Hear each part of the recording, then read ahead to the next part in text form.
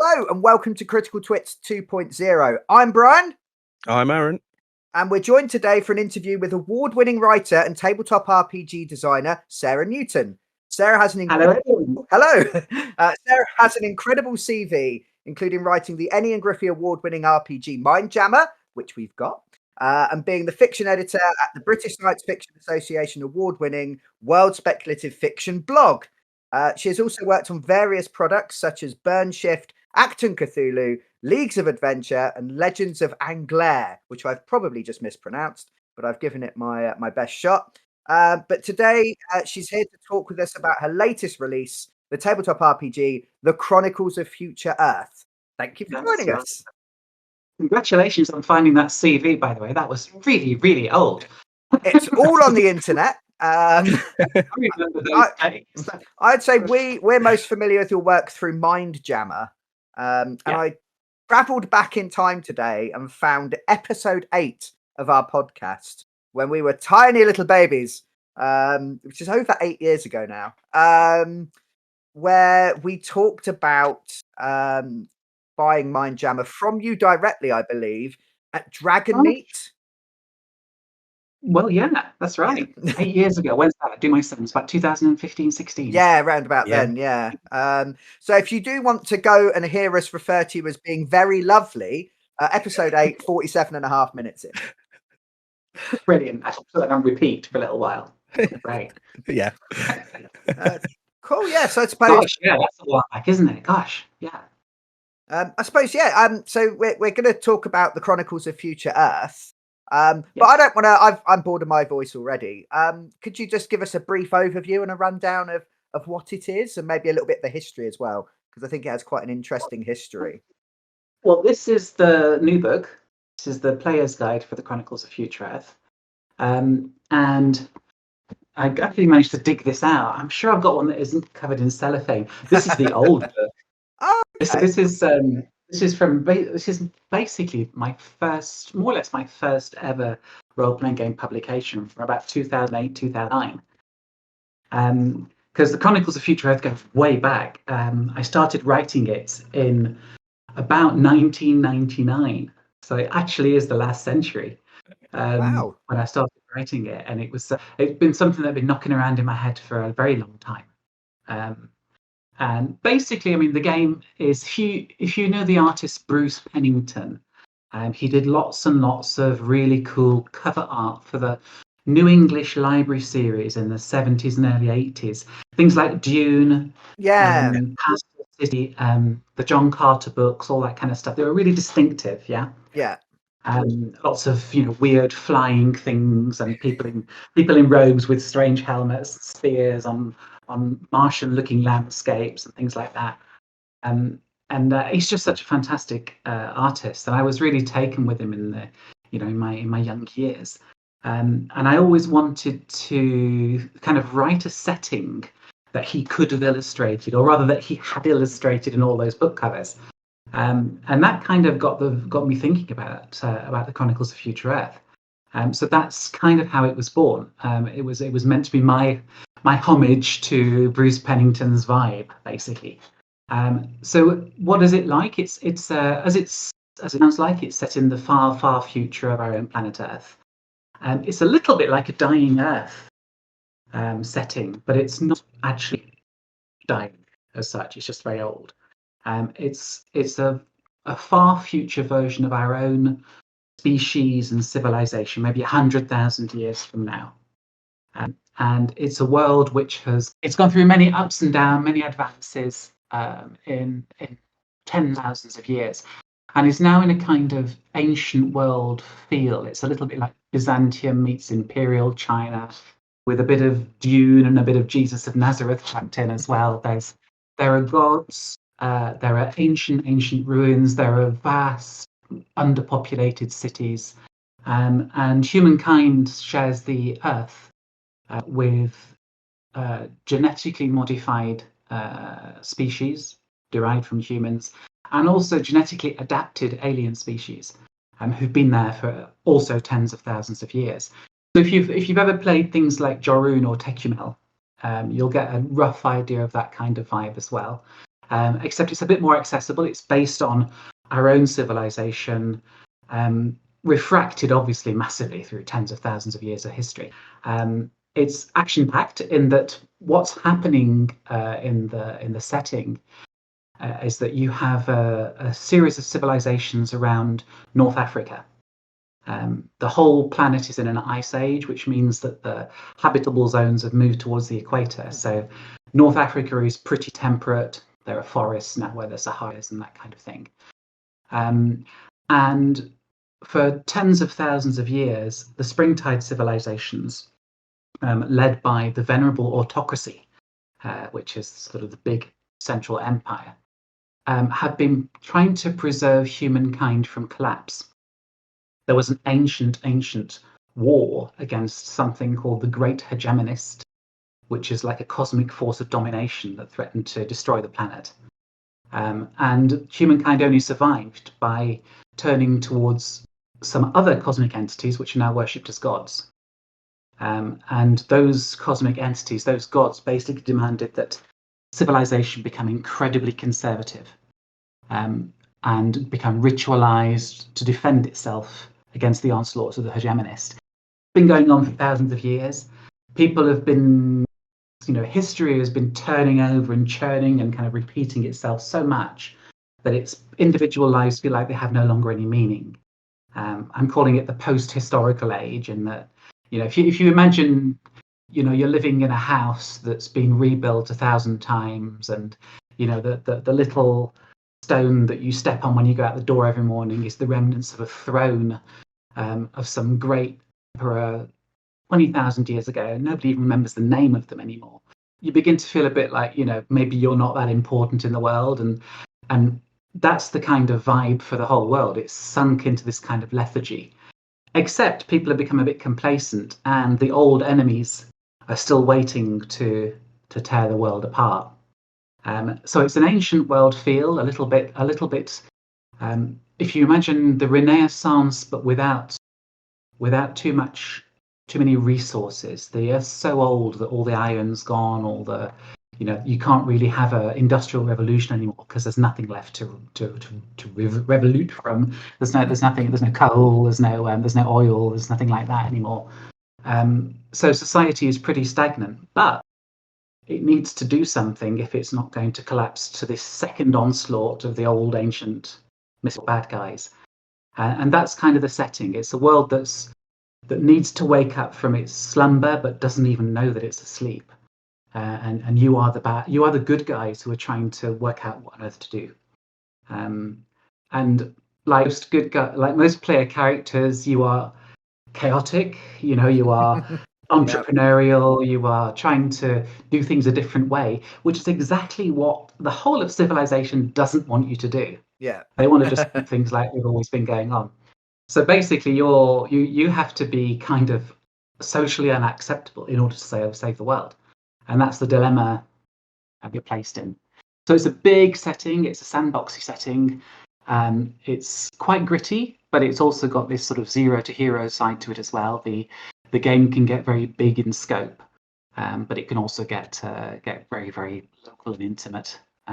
There's a scenario out at the moment in the quick start, which is really beginning PCs uncovering I won't say too much, shenanigans in the middle of the autocracy, which is a city called Glorious Kados. So that's a quite lengthy 10,000 foot view of what's going on. But that's it roughly. Yeah. All the things that really caught my attention is we played a lot of post-apocalyptic based games. We played a lot of high fantasy and stark fantasy based games. There's not much fantasy sci-fi stuff we've played a lot recently, but there's also, I always felt it was like a real niche for this, the fall of Rome level of society, where it's the post-apocalypse for this society. It is collapsing as you speak, but they're refusing to accept that and have, like you said, walled themselves in and have stuck themselves in their corner and like, nope, everything is great as it always was, even though everything's falling in itself. And that really caught my attention. And I definitely very much got the sort of social anarchists as player characters was encouraged, and that definitely caught my. Yeah, I mean it's also, you know, as part of the underpinning of the setting, it's a theme that's very important to the setting as well. So, you know, I like games that have got big ideas, even though the gameplay might be often quite intimate and quite gritty. And behind it, there are some pretty big ideas to deal with. Yeah, I think when I pulled out the line that the society, the fossilized society that doesn't know it's asleep and needs to wake up. And then the idea of the big bad guy being somebody who just wants to unify everyone, the hegemonist. Dare I ask if there's any real life kind of goings on that maybe led to you adopting this kind of angle on a future world? I can possibly comment. Of course, yes.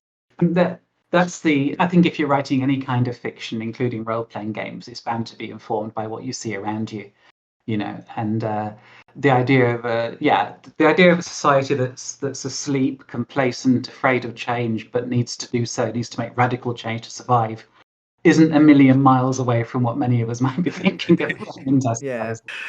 And the idea of the PCs kind of being almost like these kind of punk rock, do it yourself, edge of society, as you said, Aaron, anarchist kind of characters.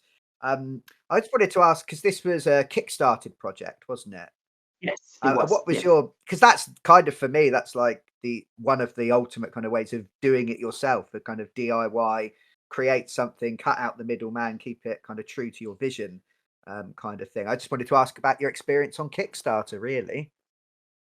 Really, it's been overwhelmingly positive. I mean, it was the Chronicles Kickstarter was my third Kickstarter. I did a Kickstarter for Mindjammer in 2015, which was smashing. It succeeded beyond all our expectations and allowed us to fund about a dozen supplements, which was great.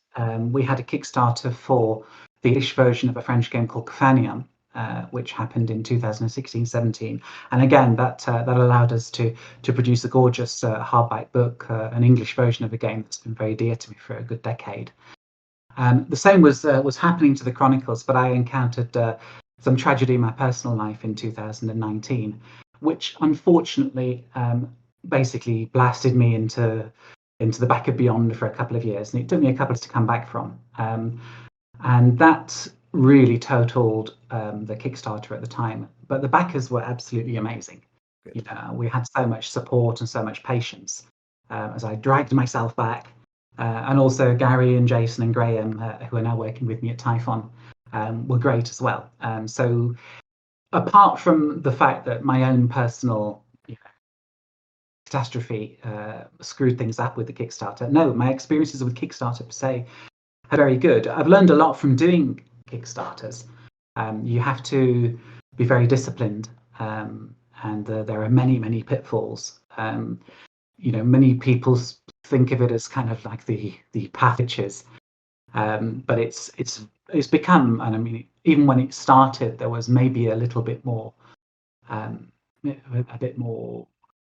leeway in the way that you managed Kickstarters, but now they've become very, very pared down.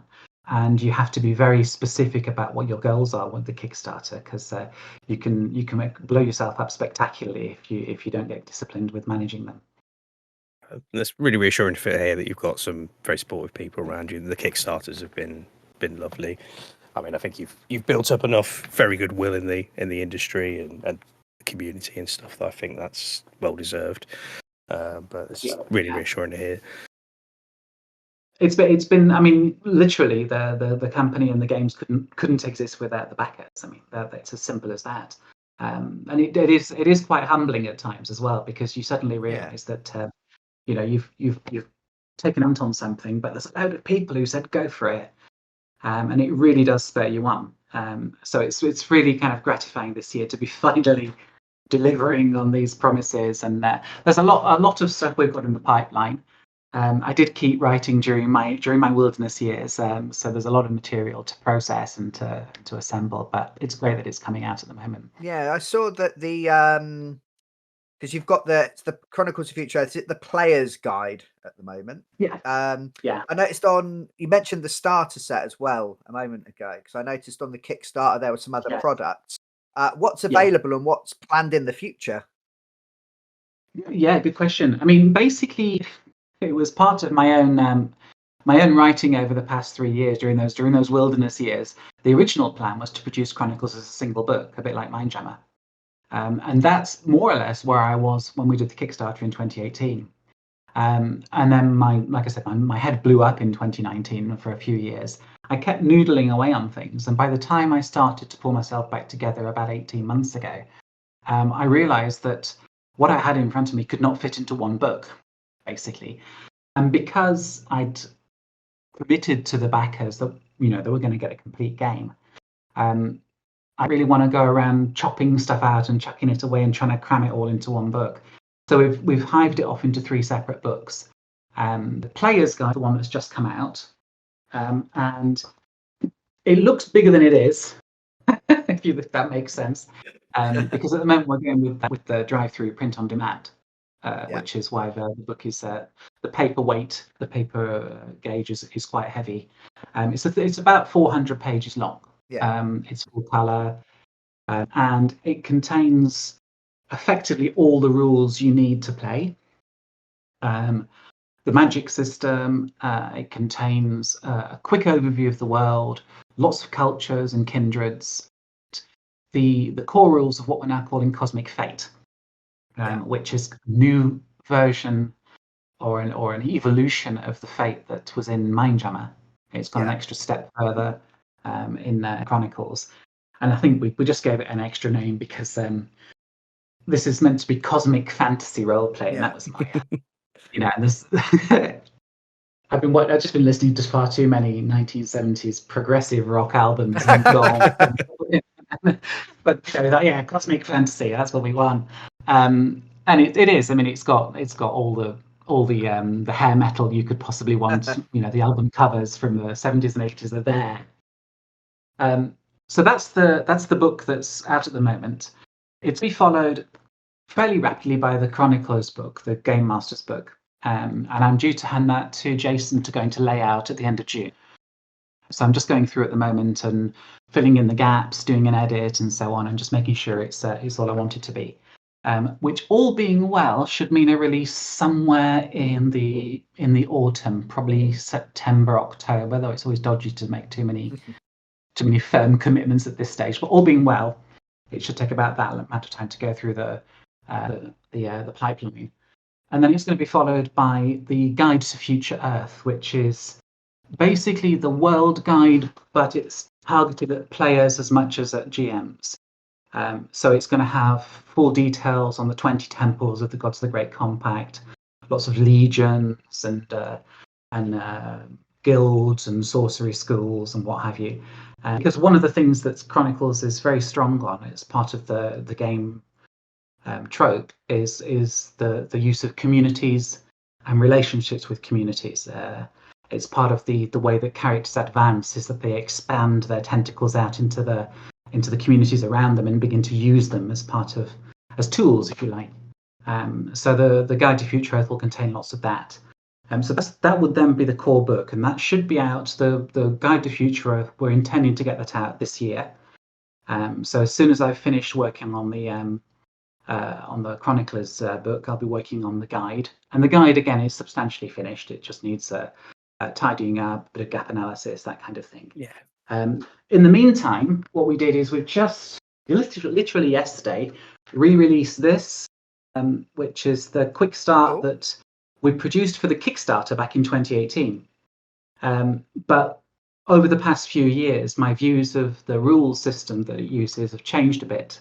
The rules themselves are substantially the same, but the presentation's different. Yeah. And I don't know. I mean, I guess you're familiar to some extent with Fate. All the skill pyramid, the ladder, and that kind of thing. I began to find as I began to draw on Fate more and explore what it could do, I began to find that some of the terminology was getting in the way a bit. So you had to say things like make a good +3 difficulty roll against a fair +2 physique skill. And basically all it was make a difficulty 2 roll against a physique 2 skill. But you had all this decoration around it, which was part of the Fate Core ladder, which is great as the conceit of Fate Core. It's clear. It explains what it is. But when you're trying to do something more complex with it, I just found it got in the way a bit. Yeah. So what I did with Cosmic Fate is I stripped out all of the extra bells and whistles in the terminology. So now you have a melee combat 2 skill, rather than having fair brackets +2 brackets melee combat.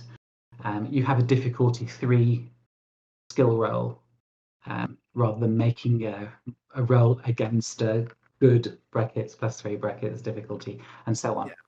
Yeah. So that's why we had to basically redo the quick start. There's a couple of tweaks and changes in there as well, but mostly it's just a question of formatting, bringing a bit of terminology in line with some terminology changes that I made in the past few years. But that was released yesterday, and this is congratulations. Thank you. Yeah, it's I mean, we were waiting for the print proof before we released everything, just so we could, because we wanted to make sure that people could get it in print on demand as well. And it's a nice copy they've done actually at Drive-Thru.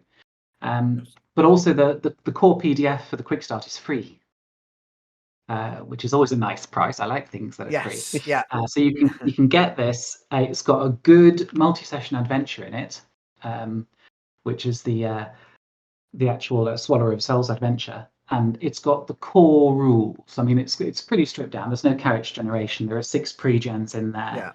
But there's the core rules, about 2 pages long, and a 30-page adventure, and about 6 pages of pre-gens in there. That comes to 56, and it's 63 pages long. So the mass is obviously not strong point, but there's some other stuff in there as well. But yeah, it's good. It's a good long adventure. You can get several sessions out of this, and it's free right now from Drive-Thru. So check it out. If you like what you see, you can then go on. One of the things that you can do with this is you can get much more mileage out of it by playing it with this, obviously, because you can make your own characters. You can advance your characters. There's lots more detail about magic and equipment and society and that kind of thing. But it's completely playable standalone as well. So that's out now. And then we have something called the Korodav campaign, which again was meant to be in the core book back in 2018. But as it was getting to be like a 1,000-page book, I thought we'd better start separating some of this stuff out. So the Korodav campaign is basically as it sounds. It's set in the what we now call Spain and Portugal. It's the Iberian Peninsula during an ice age. It's a land called Hibernium. And the Korodav campaign is one of the provinces of Korodav, of Hibernium, which has just undergone a major cataclysm. If you've ever read the Chronicles novel, The Worm Within, that details the events that lead up to the present day in Chronicles. And they're dealing with the consequences of this cataclysm. There's a campaign around it and an adventure in it called The Tower of Virigu. And that's going to be produced as a separate standalone book. And if I can wangle it, I'd like to get it out between the Chronicler's Guide and the Guide to Future Earth, because it's kind of cool to have stuff coming out along the way rather than just waiting for all 3 books to come out. But we'll see. So it's a bit of a moving target at the moment. So that's the initial plan. There is another scenario pack which is underway called Wormhollow Vale. Which is right at the northern tip of the autocracy against the wastes of Eurasia and the lands of the Maggot people, the Patek, and the wastes of Castellon. There's a sort of buffer zone there where there's lots of intrigue, and that's a big sandboxy scenario pack type affair, which is that's the final currently the final publication in the books that I had planned out during the Kickstarter. So once that's done, then we can start actually producing the sort of expanded product line, which is pretty exciting. Actually, we've got lots of ideas for that. Brilliant. It sounds like it's going to be supported, which is always good. I've had a few games where I've grabbed bits and then nothing else has ever appeared, and you're like, oh, what do I do now? I mean, I like. I don't like. I'm not a big fan of writing split books per se. Yeah. I mean, I kind of one of the, and I went through the 3-book approach to Chronicles. Kind of, okay, we've got to do this because there is no such thing as a 1,000-page book, basically. But at the same time, I wanted to get the rules out so we can focus on the cool stuff, which is like we did with Mindjammer. You know, producing adventures, producing supplements, detailing different parts of the commonality in that case. Riptide Civilizations are kind of funky, and there's some interesting stuff to say about some of the further flung polities, the ruins of Nayarak over the Ocean of Clan and the Caliphate of Ornia are two of the two. It sounds so tricky, but I'm just kind of really looking forward to exploring those parts of the world in the fullness of time. I was going to say it's very clear because we've had the privilege of being able to look through the player's guide and things like that. So it's very clear you've got a very detailed, complex world that you've built. Like the only thing I could compare it to a read through is like D&D and Pathfinder, but they've had Lord of the Rings and various other funny things to base that stuff off, and this all feels like you've taken some very vague concepts from some places and they're really made your own thing in a own world and place that I haven't seen before. That's made it incredibly interesting. Yeah, I mean, I think the trick. I mean, I loved. I did really enjoy role-playing games like Tekumel and Jorun. But one of the things that I always found with them was that they were very, very. I mean, exotic is such a loaded word these days. They were eccentric to the extent that it was difficult to actually relate to a lot of stuff that was going on in them. And in Chronicles, I did want to get trippy, and I did want to get sort of see and explore some really weird stuff if possible. But I also wanted it to be down to earth on some level, and that if somebody from the 21st century who's a 2024 gamer wants to run a fantasy or science fantasy campaign, they can pretty much wing it. The autocracy is big. It is deep. It is. There's a lot going on, but at the same time, you can improvise. All of the place markers and the milestones in the autocracy are things that you can grok instinctively. You can if you want to describe a fortress on the borderlands against the entropics, the wall against the Shah and so on. You've pretty much got all the tropes you would imagine, and you can run with that and improvise it without having to read 2,000 pages of esoteric, histories and cultural descriptions and stuff. On the one side, it is detailed because I like to have a lot going on in my settings. Because although I do write sandboxy settings, I'm not the sort of person who writes like a very finely targeted game where you just basically have to do this one thing. It's always been my dream, and I've never managed to do it in all my years of having one game that will do everything that I always wanted to. It's kind of what I aim to write, so you can play it in so many different ways, but at the same time, it's easy to get into and easy for each game master and each party to decide what kind of game they want to play with it. When you said like the 3 books, there's a lot about this that feels quite old school, and I mean that in a good way. It reminds me of the Player's Handbook, the Dungeon Master's Guide, and the Monster Manual kind of trio that you used to find. That have really developed magic systems. I think there's about 100 pages of spells and such like. And I love stuff like that. It's true. Yes, yeah. And I like that kind of stuff. But I think what it had that kind of feel as I was going through. And the art, I really like the art. And I think, you mentioned the 70s, the 80s. I think it's page 7. Page 7.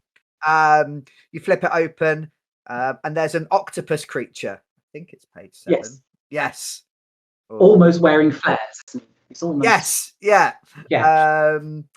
Is that one? Yes, and I immediately was like, I want to be that one. I want to be that. Could I be that, please? But reading through it in more depth, it's got kind of like it's like that old school imagery, that kind of old school depth to what's going on. But also, I really like the idea of like the aspects and similar that are in the game because they seemed quite. It's quite a broad way of saying what your character can do, if that makes sense. Yes. It's not. Yeah. I think some of the ones that I particularly like the ones about the character's philosophy and their way of seeing the world. So things like one of the examples is your character believes that the world is going to hell in a handcart. I quite like that. Life is a struggle against the odds, and deep and ancient culture belies an apparent simplicity. And I was like, "Ooh, these seem like quite good things to hang on a character, rather than I'm a level 7 cleric and I like the god of death." And then that's kind of all the game guides you towards. So yeah, I don't know. I liked the flavor of that kind of writing and those suggestions. Yeah, how did that kind of come about, I suppose? And is that a deliberate kind of attempt to maybe modernize a little bit? Yeah, and also in reverse, strangely enough. I mean, I fell in love with Fate about God. I was going to say 10 years ago, but it's actually more like 16. Where does the time go? It was when with Starblazer Adventures and Spirit of the Century is when I really got into Fate, and it kind of blew me away, particularly with the aspects, the idea that you could build in narrative descriptions of characters, plays, events, concepts, and actually get game rules, mechanics, and mechanical effects from those phrases was great. You know, I mean, it's just so profound and so deep. But at the same time, I'm really old school. You know, I grew up on Tunnels and Trolls, The Fantasy Trip, Traveller, RuneQuest, D&D, all the big 80s games. I started playing at about 1980 and just collected the usual, you know, Chivalry and Sorcery and the usual massive stack of games that everyone had at the time, because that's all there was. But that really informed my approach to gaming. I began to loosen up a bit with Hero Wars and Hero Quest at the end of the 90s, and then obviously with Fate. Part of me really does like the old school approach of it's difficult to say this without sounding a little bit bitchy. I non-arbitrary mechanics is what I enjoy. I like when I'm playing a role-playing game. I like the dice to tell me if a character has died. If you know. I kind of get a little bit antsy if it's kind of roll some dice and make something up to fit that dice roll that may or may not involve the character dying. You know, if that I don't really want that kind of responsibility at the table. I'd rather the dice tell me what's going on. Yeah. If you get what I mean. And that's one of the things that drove me to tweak Fate a little bit. Sometimes I found with Fate, it's not strictly true. I mean, Fate core at its essence can do all that. But I think one of the things that Fred and Lenny and everyone did at Evil Hat was provide an amazing toolkit in the Fate core set of books. But like all toolkits, they come with an instruction manual, but they don't come with the final assembled IKEA, you know, you know, it's just kind of the blueprint. So sometimes if you have a setting that has lots of game reality assumptions in it, like magic, like mysticism, like the Zoans, the strange living artifacts that the spider folk make, and that kind of thing, it's difficult to actually just say, okay, make all that up to the game master. So the one thing that's in the Chronicles of Future Earth is explicit examples of how to apply the Fate core and now the Cosmic Fate concepts to the setting. So basically, it's kind of like, you know, we've done the work so you don't have to, which, like you say, is why there are so many spells, why there are so many power skills and power stunts. Sure, they're implicit in the Fate core paradigm.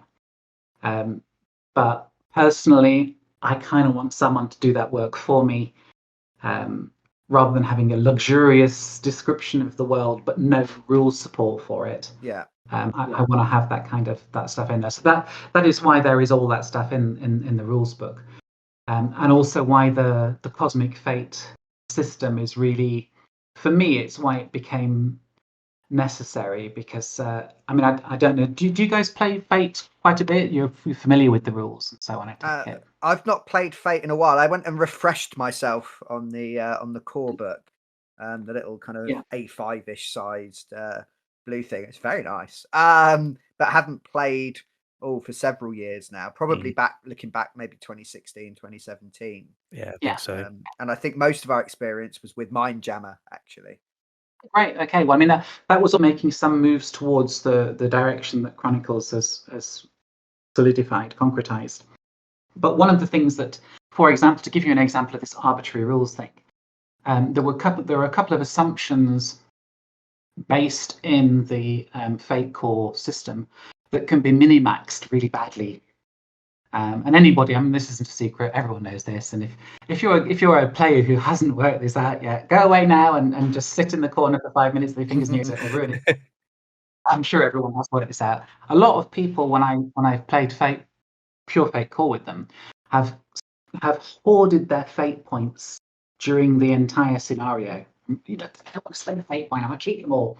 And then in the final boss fight, they've run up to the boss and they've used all of their Fate points and got like a massive +20 bonus or something crazy like that, and taken out the boss in like half a minute, which is kind of disappointing if you're the game master. Yeah. Oh god, yeah.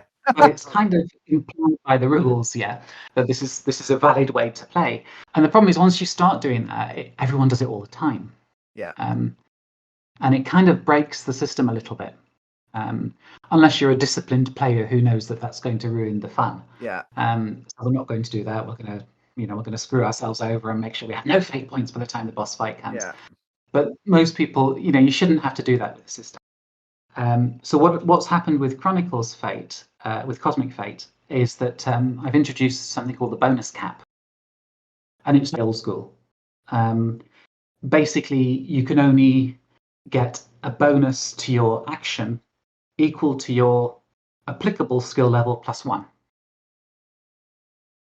And it's a simple thing, but it means you can still go fishing around for bonuses and stuff. If you've got +5 skill, which is pretty damn good, you can get a +6 bonus. You can invoke 3 aspects, or somebody can help you, and all that. You can get teamwork bonuses and things. But you can't get a +20 bonus when you have a +1 skill. So it kind of just changes the balance of play a little bit. And suddenly, characters start dropping like flies if they try to play the game in the old way. Yeah. You have to think tactically. You have to use your resources constantly, continually, and more tactically. And personally, for me, it's a lot more fun to play like that. I like the attritional element of resource managing your wounds, your consequences, and that kind of thing. I love aspects. I think they're fantastic, and it's one of the things that keeps me going with Fate all the time. That and the Fate Fractal, which we could talk about as well. But I wanted to bring it a little bit more to an old school vibe. And for me, when I've played Chronicles, I've kind of enjoyed it. It takes me back to my campaign experiences with things like Stormbringer, Hawkmoon. It kind of shares DNA with that more basic role playing vibe, Yeah. And I think the gameplay is approaching that somewhat as well, which is cool. So in the book, you describe it very much as the Fate economy, which I think is described in the Fate core rules somewhere as well. But it felt more like there was an actual economy to your rule set. Like there was real encouragement to try and, okay, I've spent one, I really need one for that little bonus possibly later on. Maybe I'm going to take some negatives or something horrible that I'm going to let GM do to me. And like you said, it sort of invoked that very old school dungeon crawling feel where everything's just that little bit more perilous, frightening, which is... You've got to have the D, haven't you? It's interesting. You've got to have that possibility. I like to think of myself as a role player who would do the thing that was fun for the campaign, who would not use the mechanics and get that plus 20 bonus. Yeah. And we've been playing Morkborg recently, which I don't know if you know anything about, which is built on the idea of it being gritty and grim and really you kind of die all the time and you can make a new character with the click of a button. And I realized that I use a similar system in that, and I save my omens all up until the really, really dangerous bit and then go, I'll re-roll that. I won't fumble. I'll kill the boss. I'll do maximum damage, and then my GM is sad. So I'm just having a moment of self-realization that I'm quite a bad person.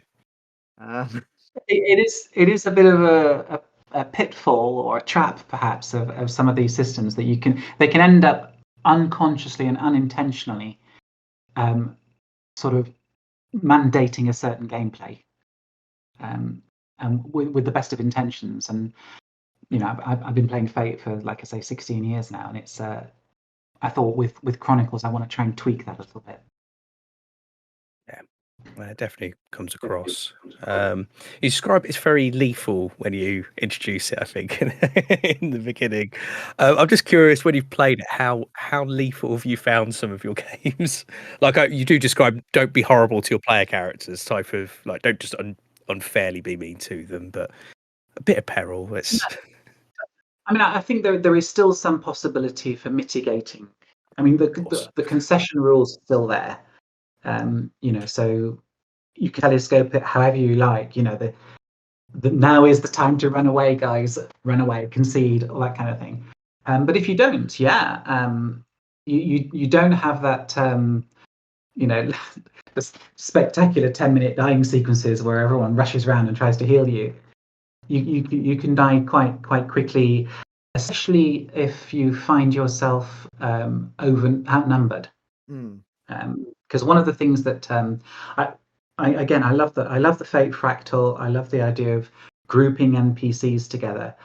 Sometimes there is one part of the Fate NPC system where you have you can have a group of minor NPCs together, maybe 5 mooks. And the entire purpose of them is for your mighty thewed warrior to mow through them heroically, and they just go down like sheaves of corn, which is great. But sometimes you want to be able to have that kind of approach where you have a group of NPCs that you have 10 capable warriors, and you don't want to have to make those 10 dice rolls. You can group them together, and they can have teeth this time. They're not simply there to be mowed down by the heroic mighty thewed threat. They can actually do some damage. So there are rules in Chronicles for being outnumbered, for having to make too many defenses. And if you're in that situation, your character can go down fast. You can suddenly find that you have no applicable bonuses left. Your skills enough, and they're still coming.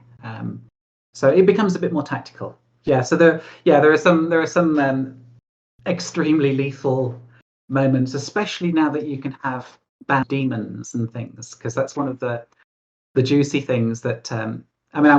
I did a game last year. I wrote a game called Lair of the Leopard Empresses, which was based on the Monsters rules from Ken Santandra. And I love Ken Santandra's take on Stormbringer, the first edition he wrote, which was just so damn lethal. Everyone was dropping like flies. And there's the bound demons in Chronicles that have got a little bit of that DNA in them as well. You can have a demon bound into a sword, and it doesn't necessarily look all that bad. But if you haven't made your perception rolls correctly, or you haven't done your homework, and you're going up against a guy you don't know he's got a demon sword, then it can suddenly slice through your armor and do massive damage in a couple of strikes, which I like. I like that kind of thing, honest. I really liked the bit was reading the bound demons about you can bind them into an item, and if that item wears and breaks, it can escape, and if it doesn't like you, you're gonna regret it. I love that little bit of flavour in there. That was gave me instant ideas. Well, the nice thing about following through those logical situations is you're trying to extrapolate what happens if I always thought, why can't somebody bind a demon for me? So they can. You can get a bound demon from a priest, Can I steal somebody else's demon sword? What happens if I steal his demon sword? Can I use it? Within reason, yeah. But there are going to be some consequences if you accidentally drop it on the floor and it snaps in half. Then there are going to be issues. So yeah, there's lots of little tweaks and crinkles around those rules, which can lead to a lot of fun at the table. Yeah, it's I mentioned about getting other people to do things for you. I found it very clear that the social relationships were key in this game, which I really, really like. One of the role-playing games that we've kind of really latched onto over the years, Mutant Year Zero. One of the reasons we latch onto it is because you build a community and you kind of play that community in key decision making during various points, which we really like. Because I've always found when we played Pathfinder in the past, like you might be a member of a village or whatever, but you don't. The GM's the village, not you. You don't feel that interacted with it.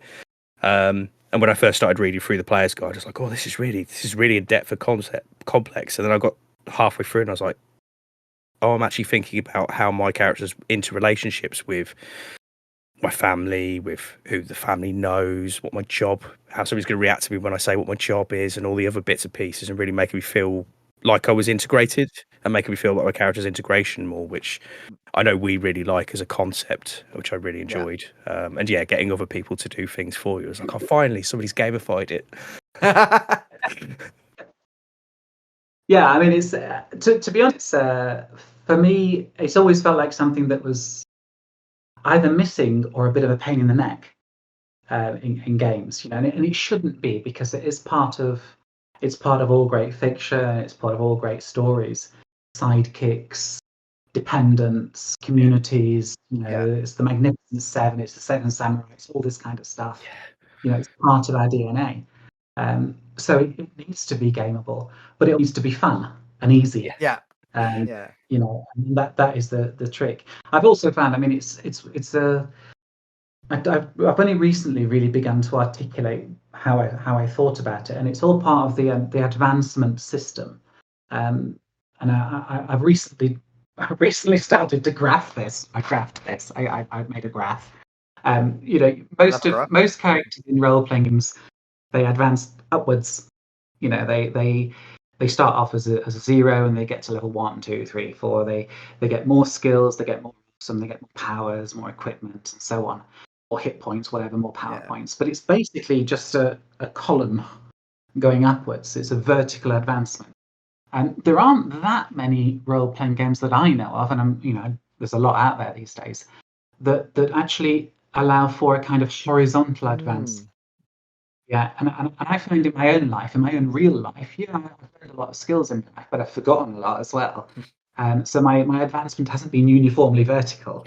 And a lot of my current abilities, if I was to identify how my effect on the world is different at my age now than it was maybe 20, 30 years ago, it's not because I'm better at, lobbing something at somebody, or speaking a language, or finding hidden things.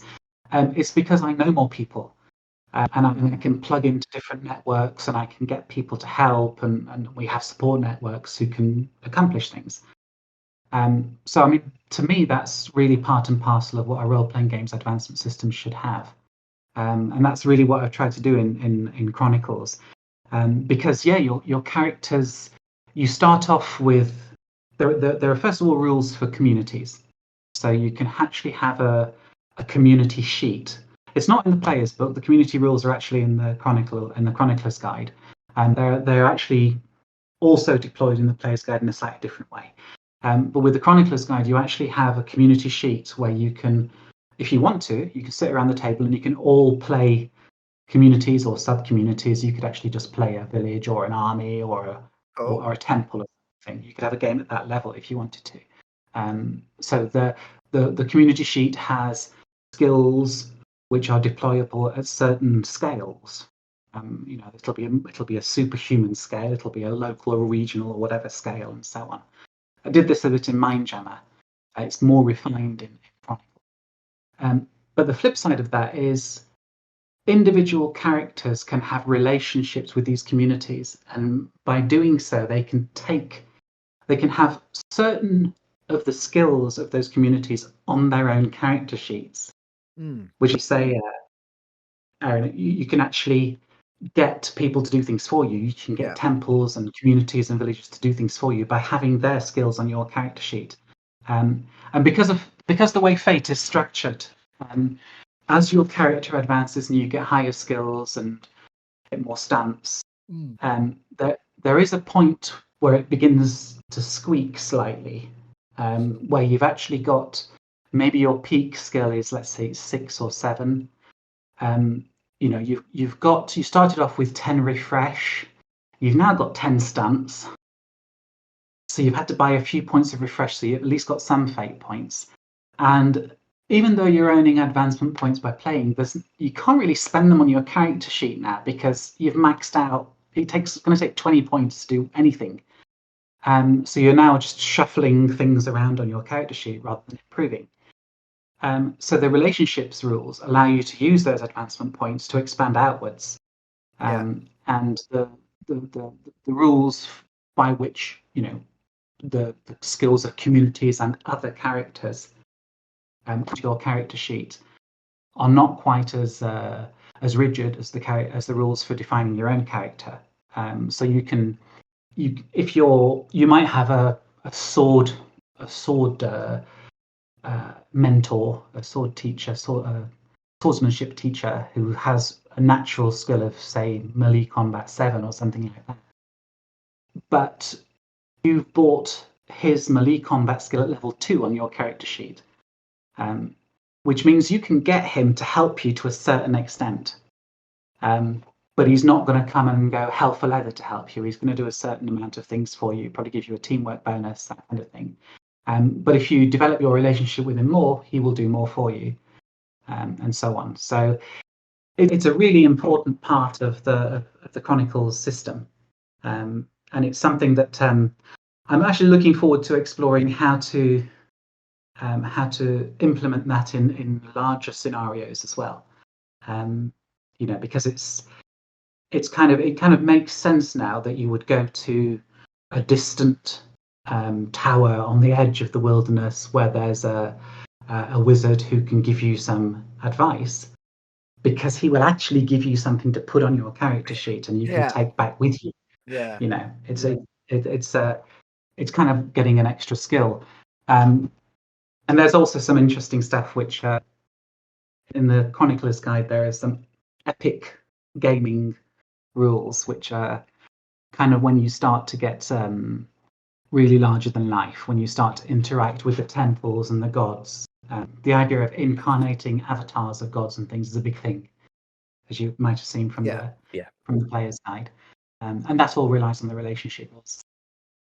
Yeah, it's making me think a lot actually about my own games back in the past, where like playing a 3-year long level 0 to level 18 D&D 3.5 campaign, and they had a village. And they saved the village at level 1, and they were the heroes of Brendergast. And then there were no rules to support that. And they built a fort, and they adopted a child, and one of them married someone from the village. But there was nothing there actually to support that beyond the role play. And I know some of the characters that were more into the numbers going up side of things, they were like, I don't want to role play a wedding. Can we move on? And also, okay, you saved the blacksmith and married his daughter, but is he going to help you? Does he like you? Is he going to give you a discount? All those sorts of things. And actually having something that I think it comes to me thinking back about it being less arbitrary and on me as a DM to kind of make these decisions in the moment while everyone's looking at me at the table, and having something to underpin that, which I can then disregard and play around with as I normally do with role play rules, but having an underpinning sounds like a really good idea. Actually, I like that. Yeah, and it's meant to be quite lightweight as well. It's not a massive rejigging of your character sheet. It's something you can just delicately implement here and there. It's something that was part of the Fate core system. It was implied by the Fate core system right from the very beginning, but it's only over time, as I've been exploring the system, it's become obvious that there's something quite interesting to do there. Yeah. I don't think the exploration is finished yet with the system. I mean, people are saying, "Oh yeah, Fate core was just like ages ago, isn't it?" But we're actually still I still think we're exploring what you can do with it, because it's a clever toolbox. And there's still quite a lot of things that we haven't done with it yet, I think. Nice. We're coming up on our hour, and I don't want to kidnap you forever. As much as I'd like to mine you for your wisdom, I was just wondering whether you preferred to be writing kind of the flavor, the background, or do you prefer the mechanical side of being a kind of a games designer, a games writer? Which do you prefer? That's a really good question. I'm not really a rules writer in the sense that I can sit down with a blank piece of paper and come up with a brilliantly cool system on my own, I don't think. But at the time, I have found, when I started writing Chronicles, it was in 1999. It was for D&D 3rd edition, because it had just come out, and I was kind of like, hey, I'm going to do something with this. And I began to rapidly reach the limits, as you said yourself, Brian. You find that you can't do certain things with the rules. And I went through that. I went to basic role playing. That was really good up to a certain point, but I wanted to take it a little bit further as well. So I'm the sort of person who doesn't write setting material in isolation. It's always bouncing off a rules paradigm, and it's that act of bouncing off paradigm that allows you to unpack the possibilities in a rule set, and I love doing that. So I wouldn't say I'm the sort of person who will create a brand new system overnight, but I take a system that exists and explore what you can do with it and extrapolate things from it and maybe make it do new things, and that gives me a real buzz. Being able to do that with it, being able to fit a system to the gameplay you imagine for a setting, and then write both of those things about one another is I guess what drives me, what turns me on really, and that's what's happened with Chronicles. It's what happened with Mindjammer, and again, I think Chronicles will also bounce back to Mindjammer at some point. It's not the same gameplay at all. But I think some of the things we're exploring in the rules in Chronicles will be useful to sort of retrofit or to fit to Mindjammer in the future. Nice, sounds good. I've just started writing some character classes for Morkborg myself. Cool. I did my very first playtest of some rules that I made myself on Saturday just gone, and it was really weird. It was really, really weird because I'm like, can this rule do this to the DM? I'm like, I wrote this, but I've written this paragraph. What do you think it means? It's very, very strange. But yeah, it was quite thrilling actually to be doing that. So yeah, one of ours. Yes, maybe one day. Maybe I'll get the classes together for the zine. I might or might not. Might not. Very cool. Right. No, it's a real buzz, isn't it? Just tinkering with that kind of thing, and you begin to realise as well. It's one thing that I'm going to have a T-shirt made up of it at some point. The audience, the readership, the gamers, whatever they are, in aggregate, are always smarter than yourself. Yeah. So no matter what rules you write, you've got to put them out there and let people tear them apart, because they'll just think of things to do with them that you never did in a million years. Which is cool. Unless you've got anything else, Aaron, I've got 3 quick fire questions for the end. Go for it. So you mentioned earlier prog rock, and that kind of those prog rock covers and such like. Aaron and myself have been known to noodle from time to time. I saw on your again very impressive CV. Another string is your musicianship, singing, songwriting, guitar playing, and I was wondering, it might link to prog rock, it might not, but did you have any recommendations for a soundtrack to back up a game of the Chronicles of Future Earth? Because I've got really into that recently. I found it's a really good tool for setting mood. Yeah, I guess so. I've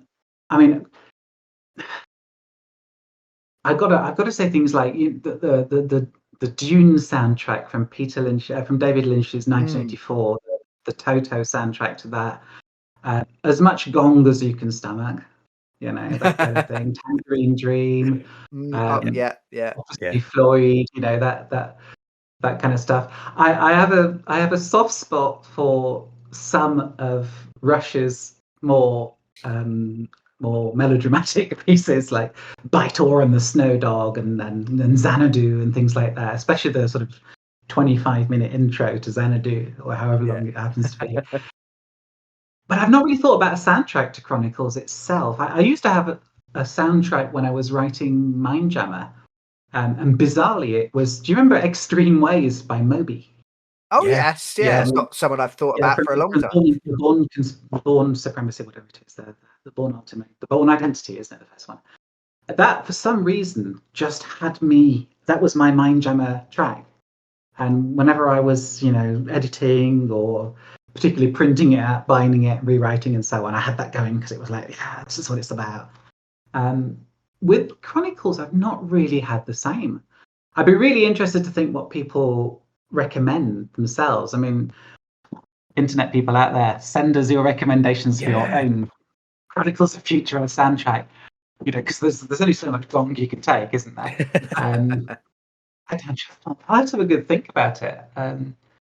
But yeah, it's got to be something a little bit doomed, hasn't it? A little bit melancholy. Riders at the Gates of Dawn, Taking No Prisoners, Après Moi le Deluge. That sort of a real Bruce Pennington soundtrack, basically. Covered. That sounds good. We might have to put that together as a playlist and pop it on the YouTube channel. We should. We'll bring stuff. Jason, who did the artwork for Chronicles. Jason, he's always, as an artist, I think he always has sound, music going on in the background. And I know he's tried to send me some Spotify lists from time to time, but when I write, I normally don't have any music on at all. But I might rope Jason into this one and see if we can find out some good soundtracks as well. To link in. Yeah. I also was wondered, you've mentioned a few things throughout, like other games that you've played in the past or anything. I was just wondering if there's anything else you would recommend for our readers, be it a game, another piece of media that might tie in with what we've talked about. Could be anything. Could be a yoga pose if you think that we need to look after ourselves more. I don't know if there's just anything that you would recommend for us to go and check out. Yeah, I mean, if we're talking in terms of Chronicles, there is so much good stuff, good fiction, which you can draw on for inspiration. Clark Ashton Smith.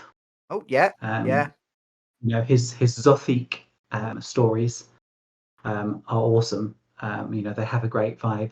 I also there's one book, and again, it was a Pennington cover that got me into it. But the vibe of it is also lovely. It's The Pastel City by M. John Harrison. It's I think it was written in the late 60s, something like that. Yeah. And again, that has a fantastic kind of dying earth vibe to it as well. Obviously, people more or less anything by Michael Moorcock, to be honest. I mean, his Dances at the End of Time, Stormbringer, Hawkmoon, even the sort of the Jerry Cornelius stuff plugs into that from time to time as well. That kind of vibe. Gene Wolfe, Shadow of the Torch, kind of stuff. I almost did my dissertation on Gene Wolfe when I was at university, and I realised really far too complicated for me, and I went and did some other books instead. There was just too much to him in a good way.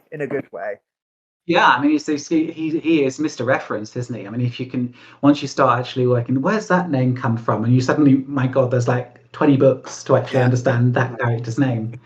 But yeah, that is fantastic stuff. I would again recommend if anybody out there doesn't know Bruce Pennington's artwork, go and check that out because it's wonderful. I don't think he's working anymore. I wrote him a complete fangirl letter in about 2007, 2008, when I was writing the new version, the BRP version of Chronicles. I just had to say, this you've inspired me so much. I've written this entire world based on sort of something, looking at your covers. And he was so jazzed about it. And he said, yeah, if that's great. If you ever want to use any of these covers, go for it. Let me know and nice. stuff. And, for a little while, I had an idea of, actually producing some supplements with his covers on, but I refrained because they are a little bit sacred objects, and they belong with the books which they first graced in my own mind. I wouldn't want to adulterate them like that. But I got a letter back, which was awesome. That's amazing. Really cool. I've always shied away from that kind of thing, and then as I've got older and careless, I've some of the people I've been like scared of, they're still people. And if I made something and people, like we've had a couple of times when people have come to talk to us about the podcast, and it makes my entire day. Yeah. So yeah, don't be afraid to do that. I think that's I mean, that's why we do it, isn't it? It's all about connection and contact, yes.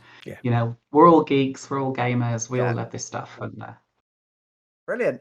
So I suppose where can people find you and keep up to date with the game and what you're doing as well? And where is the Chronicles of Future Earth available if people are now desperately itching to get their hands on it? Okay, well, I'll start with the first one because I can remember that. The last question I can remember, I'll start with that. It's available, currently, it's the most easily available at Drive-Thru. You can go to Drive-Thru RPG, you can get a free copy of the Quick Start. You can buy PDFs of the rules. You can also get print on demand. At the moment, we're using print on demand because basically after my 6 years, I'm building back up the company. So for now, we're using print on demand to get physical copies out there while we get the company going again. But you can go to Drive-Thru and you can get it print on demand there. The novel is available. The Worm Within is available on Amazon in Kindle format. But you can also get it in various formats, including PDF on Drive-Thru RPG and Drive-Thru Fiction. You'll find me and also Typhon and Mindjammer Press. There's a bit of a tale on how Mindjammer Press is becoming Typhon, but basically they're all on Facebook. I know I'm just such an old fuddy-duddy when it comes to social media these days. I'm still trying to work out what Instagram's for, and everyone's on, God knows what now. Sort of. We've had to get a man in to do TikTok for us because I don't understand it, and neither does Aaron. I'm still on Facebook. Same, so you can find me on Facebook. You can find Typhon on Facebook, Mindjammer Press on Facebook. You'll find us also on Discord. We have a Typhon Games Discord where we're always chatting about games. There's various games underway. I do lurk on places like RPG.net, Gaming Tavern, EN World, and so on. So you can usually summon me by mentioning my name and Tony Widdish's. I'll be there somewhere watching you. But yeah, those are the main areas. Convention-wise, at the moment, I'm hoping to be at Dragon Meet this year, which will be my first convention in a few years, actually. But we also have we're going to be Graham Beering. I don't know whether you know Graham or not. He wrote the Far Havens for Mindjammer. He's a great guy. He's a good writer. He's working with us on Typhon and on Chronicles. He's running a Chronicles game at the North Star Convention this weekend. Oh, nice. So if you're at North Star, go and say hi and have a look at. He's got copies of the game and so on, and some actually really nice bling, which we're going to have to. He's got like big maps and special Chronicles fate tokens and dice and things, which we're going to be releasing more generally at some point soon. But you can go and have a look, check out the bling. We're going to be at UK Games Expo. Gary Harper runs the RPG Haven. And he's going to be running several. There are going to be several games running of Chronicles, also by Graham. Yeah. At UK Games Expo, and we're hopefully going to have. We should have, in fact, some hard copies of the Chronicles Player's Guide and the Quick Start at UK Games Expo. We won't have hundreds of them, but if you spot Gary or Graham at UK Games Expo, you can run up and grab a copy. Also check out, I think, the RPG Haven desk will either have them or they will know where they're at. Yeah. So you can get these there as well. I don't think we're going to be at Gen Con this year. we've really just rebooted the company this year, so it's still early Track. days.